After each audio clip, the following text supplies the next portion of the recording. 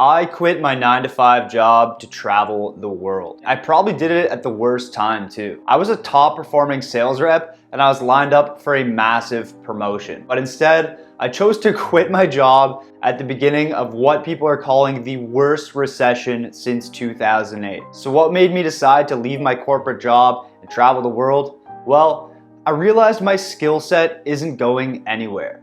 In fact, I think my skill set is only going to improve as I travel. I realized that working remotely at scaling my business will make me even more valuable if and when I do decide to return to the workforce. There are always jobs, but I will not always be young, have no responsibilities and commitments forever. I felt a decisive need to take action and say yes to my inner voice that was dying to explore and venture into uncertain lands. Look, I'm almost 30 and a lot of my friends are starting families and getting mortgages. I actually have a really close friend who I wanted to go to Oktoberfest with, and he's a big beer drinker. I thought he'd be all over it. And he said that he has a mortgage now, so traveling just isn't realistic for a few years. And this hit me pretty hard. It made me wonder why I worked so hard to save all of my money if it means I'll just buy into a mortgage that prevents me from doing things that I actually want to do. In a way, the very thing that people use to become financially free actually strips away a lot of their other freedoms. And especially with the real estate market in Toronto being a huge bubble, I just had a really hard time justifying buying into it. I just find it hard to believe that it's a better investment than a balanced portfolio of stocks, but I could be wrong. But is making a few extra percent on my investments worth being chained to a house in the suburbs, facing gridlock traffic and shitty weather for most of the year? Not for me. So how did I plan for this travel and prepare for it? Well, I started doing the math. I have a friend who works remotely in sales who's been bouncing between monthly Airbnbs for a couple of years now. I've always known Airbnbs to be pretty expensive and wanted to figure out how he pulled it off, or if he was just broke. It turns out in most parts of the world, you could find monthly Airbnbs for less than $1,000 per month. And that's Canadian dollars, so less than like $700 US per month. And these aren't favelas. We're talking lofts in major cities with 5G Wi-Fi and in-unit laundry. Not to mention airfare, cell phone plans, and food are like 75% cheaper outside of North America.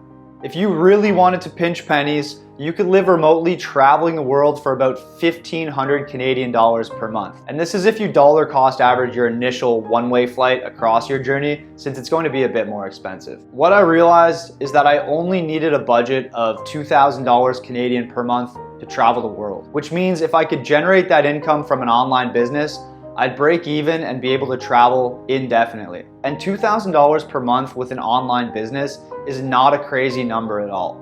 That just means you have to sell a $50 product 40 times, a $200 product 10 times, or a $2,000 product 1 time. Anything more than that could just be saved and put away in investments. Even if all else failed and I had zero income, I could travel for 6 months if I saved up a travel fund of $12,000. That's 6 months of travel at $2,000 per month. So with that in mind, I worked my ass off for months, working my 9 to 5 and then working on my business from 5 to 10. I did this every day for over a year. Even my weekends were consumed to just building my business.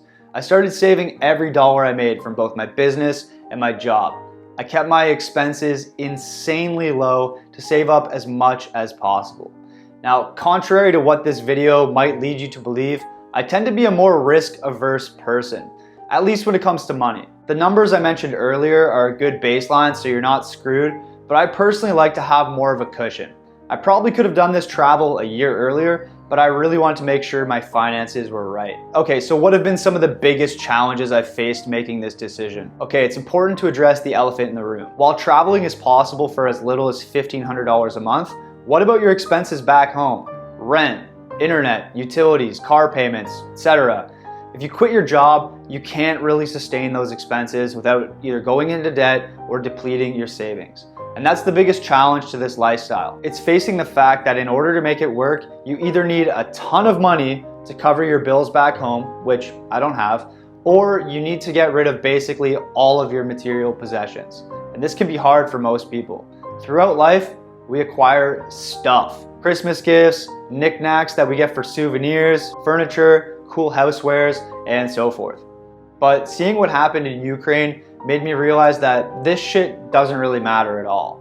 If we got invaded tomorrow and I had to fit all of my shit into a backpack, what would I bring with me? My camera and laptop were the only two things that came to mind instantly. Literally everything else I had could probably be replaced with the exception of family photos and whatnot, but I can just, leave those with my relatives while I travel. But was my cozy apartment, Nespresso machine, and 10-year-old Nissan really going to stop me from living my dream? Absolutely not. The craziest part is, the more shit I sold on Facebook Marketplace, the more free I felt. It became this strange addiction where, as my apartment started to empty, I kept feeling less and less restricted. It made me realize that our culture puts so much focus on material possessions when they don't actually matter at all. At least not as much as I used to think they did. Okay, so would I recommend this lifestyle change to others and why? This is really going to depend on your personal goals and preferences. Some people genuinely love their hometown and can't imagine being happy anywhere else. They have a nice little setup and are super comfortable there. But I was not one of those people. The people close to me know how uncomfortable I was. I had this burning desire within me to venture outside of the comfort zone and explore the unknown. This desire to accept the fact that in life, you have to take some chances and risks and just say yes to the inner voice that wants to explore the unknown. Not everyone has this inner voice, and that's totally fine. But if you do have this inner voice, it would be a real shame to silence it your entire life. My buddy Joe is a poet, and one of my favorite quotes that he has is this: "I want to be on my deathbed yelling, 'Fuck, that was good.'" So often in life, we find a reason to say no. We have dreams or desires, but we let our perception of what other people think prevent us from living those out. And look, you need to be smart about this. I worked my ass off, saved money instead of going out all the time, and found a way to work for myself remotely before making this decision. But if this is something you want to do, make sure you're smart about it. Learn about personal finance and make sure you're not going to leave yourself stranded. You need to consider the upsides and downsides. What I realized is that the downside to quitting my job and traveling for an indefinite amount of time was relatively low. Worst case scenario, my business fails. I have to come back to Canada, spend 2 weeks looking for a job, dip into my savings to cover first and last month's rent, buy a used car for $1,000 more than I sold mine for, and return to the exact same scenario that I left. Best case scenario, my business takes off. I can start staying in even nicer Airbnbs, get paid to travel the world while making a positive impact on my clients' lives, meet incredible new people, try all of my favorite food the way it was intended to be eaten, learn new languages, experience different cultures, see the 7 wonders of the world, and maybe even settle down one day, satisfied knowing that I said yes to the inner voice, dying to live life rather than let life happen to me. It was a no-brainer.